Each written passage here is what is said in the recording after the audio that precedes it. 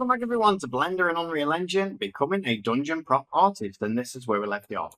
Now let's think about bringing this bar and putting it on here as well. So we're going to come in, and I think I'll grab this bar probably from around here, I think, and then bring it over. So first of all, I'm going to come in, I'm going to mark a seam, so I'm going to press Alt, Shift and click twice, right click, mark seam like we've done before, and then what we're going to do is we're going to grab all of these going all the way up, grab both of the bolts as well, like so, and then what we're going to do is I'm going to press Shift D and bring it over.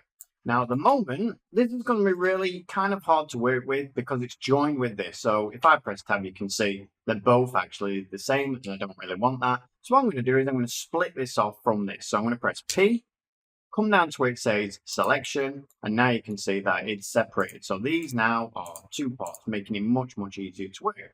All right, so let's come to this one first. I'm going to press Control A, all transforms, right click, set origin to geometry. And now what I want to do is I want to put this onto here. So how do I do that? If I press G, it's going to be really hard to put that over there. So the best way to do this is to come in, grab the center of here, press Shift S, cursor to selected, and now we can actually line this up. So I'm going to come back to this part here. I'm going to rotate it first of all. So let's rotate it with R and Y and 90, and then let's rotate it on the X. So R, X, 90. You can see it spun it the wrong way around for me. I really want it pointing the other way. So R, X, 180, and now I can actually put it over here. So Shift S, selection to cursor, and now we can actually start putting this in place. So if I pull this out like so, holding the Shift button again, just so I've got a little bit more control over it, pull it up into place. And now let's make it a little bit smaller. So if I press S,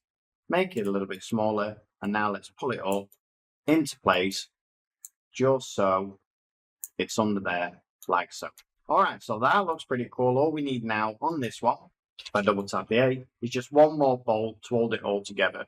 Okay, so I'm thinking as well that I might actually pull this out a little bit. It might not be wide enough or something like that. So I'm just going to go in and I'm just going to grab all of it going up to here. I'm going to press S and Y and pull it out like so. Yeah, and I think that looks a little bit better. Just going to make sure that it's out far enough. I'm going to pull it out a little bit more like so. And then what I'm going to do now is I'm going to come in and grab my bolt. So I'm going to grab this bolt with L, Shift D, just to duplicate it and just pull it up there to this part here, just to make it look a little bit different from those. All right, so I'm really, really happy with that. Now we need to get these over to the other side. So let's come in, grab this one, and just make sure you've got them all by pressing G. And when you press G, by the way, if you click left click, you will place them wherever the cursor is. If I press Control Z and put them back, press G, right click, it will drop them right back into place, and that's exactly what we want. All right, so now we need to put them over here. So first of all, I'm going to grab this bar here. You can see that we've got our orientation right in the center. Shift S, cursor to selected, grab these again. Both of them, press Control J, press Control A, all transforms, right click, set origin to the cursor. And now I just want to mirror them over. So little spanner again, add modifier, and then come down, mirror, and there we go. We mirrored them over the other side. Now I need to apply this mirror modifier. Now the thing is, there's another way of doing it as well, and it's the best way of doing it because it applies all of the modifiers at the same time. So if you come up to where it says Object, come down to where it says Convert, and just click this Mesh, it will just apply all of the modifiers together.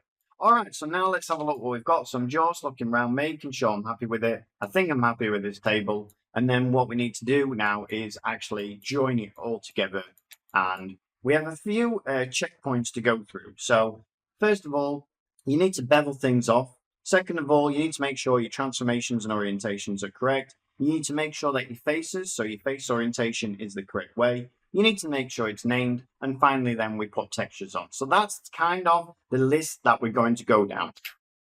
So the checklist that we're going to go down every single time. First of all, we're going to talk about smoothing. Next, we're going to talk about bevels. Second, we're going to talk about transformations.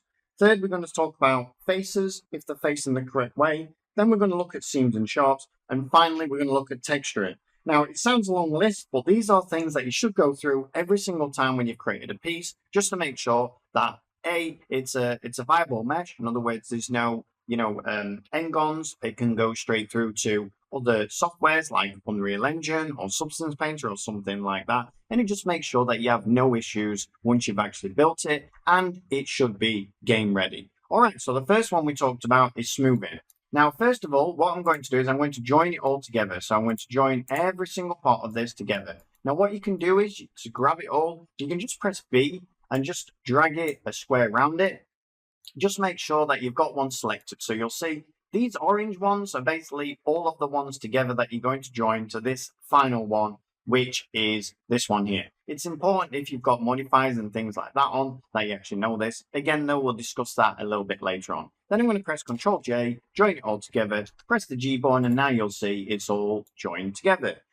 Now, next of all, what we want to discuss is smoothing. And you can see at the moment, we do actually have some problems with how smooth everything is. You can see we've got a lot of hard edges here, and they just don't look realistic. So what you want to do is, first of all, you want to reset your transformation. So Ctrl A, all transforms, right click, set origin to geometry, and then what you want to do is right click and shade smooth. And it goes really, really funky like this, and that's not exactly what we want. But the reason for that is that that blender has just basically shaded it all smooth, and we don't really want that. We could right click and shade it all flat, and we don't want that either. We want something in the middle, because you can see these dots, they don't look very good at all. So right click, shade smooth, and then what you're going to do is you're going to come over to this little triangle over on the right hand side, click it on, and then we're going to go down to where it says normals, open that up, and you'll see we have a button called auto smooth. And you can see as soon as we click that on, all of these edges are smoothed off, all of our dots are smoothed off, and it just looks so much better now. Now we've smoothed it all off.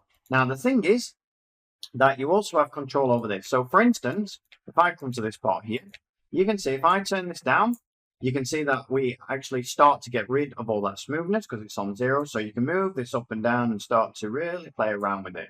Now, I recommend that you do leave this on 30, only in places where I'll tell you where we need to turn it up or down. But you can see as well, if you turn this all the way up, it will actually smooth off everything again. So let's put it on the default value of 30, and then we should be happy with that.